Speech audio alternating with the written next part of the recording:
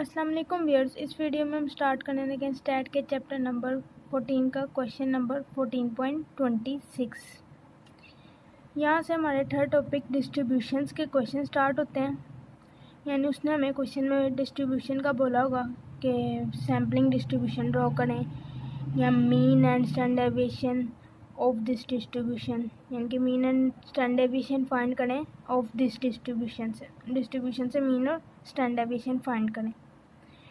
तो 14.26 क्वेश्चन हम स्टार्ट करेंगे। लास्ट टाइम हमने 14.22 क्वेश्चन किया था उसके बी पार्ट तक, और आगे अब ये सारे थ्योरेटिकल हैं, तो हम न्यूमेरिकल क्वेश्चन कर लें फिर ये थ्योरी भी करेंगे। तो आज हम करते हैं 14.26। ए पार्ट थ्योरी है, बी पार्ट पढ़ते हैं। Assume that simple random sample of 2 children are selected with replacement. 2 select किए हैं चिल्ड्रन, तो 2 क्या होगा हमारे पास स्मॉल एन, और सेलेक्टेड जो सेलेक्ट करते हैं वो हमारे पास क्या होता है स्मॉल एन। विद रिप्लेसमेंट का क्वेश्चन है ये।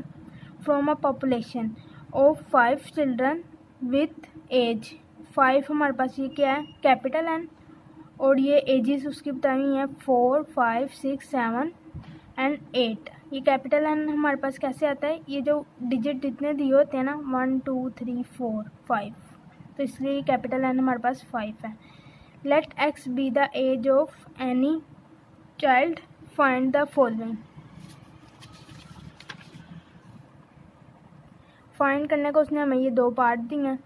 क्या कहता है, the theoretical sample distribution of mean, the mean age of 2 children in any sample. यानी उसने क्या सैम्पल डिस्ट्रीब्यूशन ड्रॉ करें मीन की, ये किसका साइन है मीन का। तो सेकंड पार्ट में वो क्या कहते हैं, the mean and the standard error of mean. Mean find करें और स्टैंडर्ड एरर मीन का फाइंड करें। ये जो डिस्ट्रीब्यूशन फाइंड करेंगे इसका उसने कहा मीन और स्टैंडर्ड डेविएशन फाइंड करना है। तो करते हैं।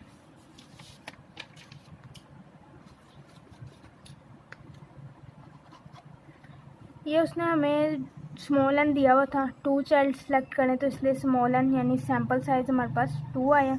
विद रिप्लेसमेंट का क्वेश्चन है। पॉपुलेशन उसने हमें गिवन की हुई थी 4, 5, 6, 7, 8। कैपिटल एन कैसे आता है, ये जितने एलिमेंट है पॉपुलेशन के उनको काउंट करते हैं 1 2 3 4 5, 5 है तो कैपिटल एन 5 होता है हमारे पास। अब विद रिप्लेसमेंट से सैम्पल बनाने का तरीका क्या है, कैपिटल एन की पावर स्मॉल एन, ये फार्मूला है विद रिप्लेसमेंट से सैम्पल बनाने का।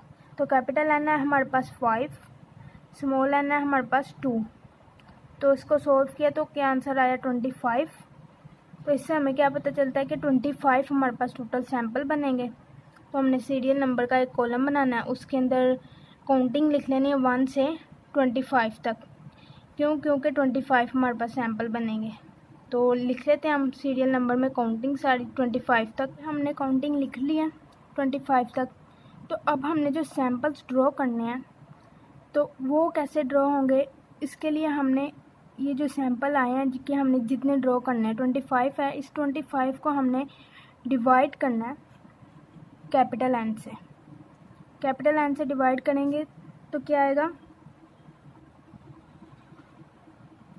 ये 5 आ गया। डिवाइड हमने तब तक करते रहना है जब तक 1 नहीं आ जाता हमारे पास। 5 आया तो 5 को अगेन हमने कैपिटल एन के साथ डिवाइड करना है, तो क्या आया 1 आ गया। अब हमें इससे क्या पता चलता है कि हमने 25 को कैपिटल एन से यानी 5 से डिवाइड किया तो 5 आया था। इस 5 का मतलब है कि हमने पॉपुलेशन के हर एलिमेंट को 5 टाइम लिखना है सैम्पल में, यानी कि 5 टाइम ड्रॉ करना है सैम्पल में हर एलिमेंट को। 4 है तो 4 को 5 टाइम ड्रॉ करना है, 5 है तो 5 को 5 टाइम ड्रॉ करना है। तो करके दिखाते हैं। ये हमने ड्रॉ कर लिया, हर एलिमेंट को 5 टाइम ड्रॉ कर लिए। 4 को 5 टाइम ड्रॉ किया, फिर 5 को 5 टाइम ड्रॉ किया, 6 को 5 टाइम, ऐसे 7 को 5 टाइम, 8 को 5 टाइम। अब आगे जब हमने दोबारा अगेन डिवाइड किया था 5 को तो क्या आया था हमारे पास 1। तो इससे क्या पता चलता है हमें, अब हमने 1 टाइम हर एलिमेंट को लिखना है, 1 टाइम हर एलिमेंट को इस सैम्पल में ड्रॉ करना है। 4 है उसको 1 टाइम, 5 है उसको, 6 को, 7 को 8 को करते हैं 4 5 6 7 8। अब आगे हमारे पास कोई एलिमेंट नहीं है। अब आगे हम क्या लिखें, कुछ भी नहीं है इसके आगे, तो हमने स्टार्ट से अगेन स्टार्ट कर देना 4 से। 4 से स्टार्ट कर देंगे अगेन 4 5 6 7 8 4, फिर अगेन हमने स्टार्ट कर देना, ऐसे अगेन रिपीट करते रहना 4 5। ये सैम्पल है।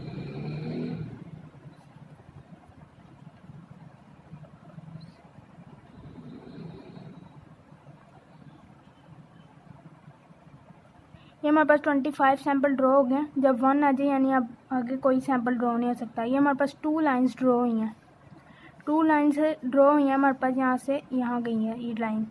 तो 2 लाइन इसलिए ड्रॉ हुई हैं क्योंकि हमारे पास स्मॉल एंड 2 था।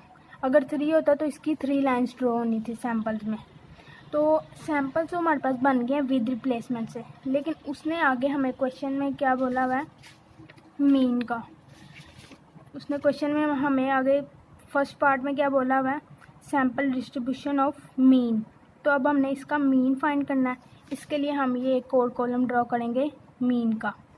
तो मीन कैसे आएगा हमारे पास, इन दोनों को सम करेंगे और ये जितने डिजिट हैं यानी कि जितने एलिमेंट हैं उस पर डिवाइड करेंगे, यानी 4 + 4 डिवाइड बाय 2।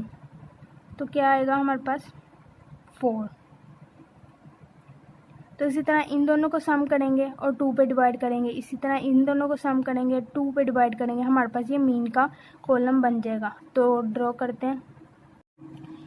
ये हमने मीन का कॉलम ड्रॉ कर लिया। इन दोनों को सम किया, 2 पे डिवाइड किया, 4 आंसर आया। इन दोनों को सम किया, 2 पे डिवाइड किया, 4.5 आया। इन दोनों को सम किया, 2 पे डिवाइड किया, 5 आया। इन दोनों को सम किया, 2 पे डिवाइड किया, 5.5 आया। तो अब हमने ये मीन का कॉलम ड्रॉ कर लिया। उसने हमें क्या कहा हुआ था, sampling distribution of mean draw करें। तो इससे अब हमने सैम्पलिंग डिस्ट्रीब्यूशन ऑफ मीन का टेबल ड्रॉ करना है। ये हमने अब सैम्पलिंग डिस्ट्रीब्यूशन ऑफ मीन का टेबल ड्रॉ करना है। इसके लिए हमने मीन का कॉलम एक बनाना है। वो कैसे बनेगा, ये वाला जो हमने मीन ड्रॉ किया कॉलम, इसमें जो रिपीटेड वैल्यूज़ हैं उनको हमने 1 टाइम लिखना है। 4 है, 4.5 है, 5 है, 6 है, 6.5 है। इस सब को हमने इस कॉलम में लिख देना 1 टाइम। तो लिखते हैं, ये हमने मीन का एक कॉलम बना लिया सैम्पलिंग डिस्ट्रीब्यूशन ऑफ मीन के लिए, यानी 1 पार्ट जो उसने हमें कहा हुआ है ये हमने ड्रॉ कर लिया। अब हमने एक बनाना है टैली का कॉलम और एक बनाना है फ्रीक्वेंसी का कॉलम। तो फ्रीक्वेंसी अब कैसे आती है, इस 4 को, यानी कि जो हमने ये 4 है, इस 4 को देखना है कि इसमें कितनी टाइम 4 आया है, यानी कि 1 टाइम 4 आया है। एक और डेटे में चेक करना है हमने कि और तो कहीं 4 नहीं है, कहीं 4 नहीं है, 1 टाइम है। तो फ्रीक्वेंसी में हमने लिख देना 1। तो अब हमने 4.5 है, इसको चेक करना है कि कितनी टाइम आया हमारे डेटे में ये 4.5। तो हम चेक करते हैं 1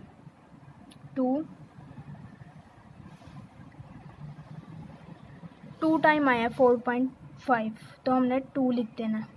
ऐसे ही हमने ये हर वैल्यू को चेक करना है, 5 को, 5.5 को, 6 को, ये चेक करना है, इस कॉलम में चेक करना है और हमने इधर फ्रीक्वेंसी का कॉलम ड्रॉ कर लेना है। तो करते हैं, कॉलम ड्रॉ कर लिए फ्रीक्वेंसी का, हर वैल्यू को हमने चेक किया इस कॉलम में कि कितनी टाइम आ रही है, तो उसको हमने इधर लिख दिया फ्रीक्वेंसी के कॉलम में।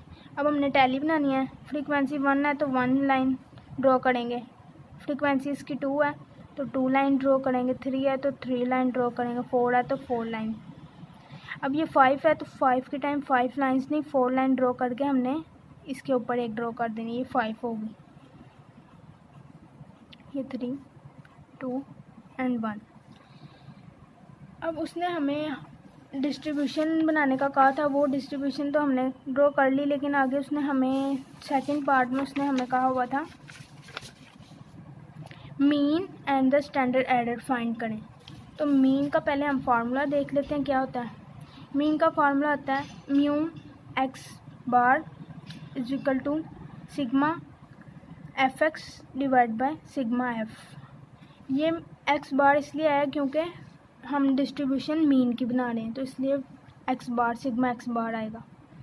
तो इस फार्मूले के लिए हमें क्या चाहिए, सिग्मा एक्स एफ एक्स, इसके ऊपर भी एक्स बार आएगा क्योंकि हम यूज़ कर रहे हैं मीन को, तो इसलिए इसके ऊपर भी बार आए। वैसे तो आम फार्मूला यही होता है मीन का, sigma F X divide by sigma F.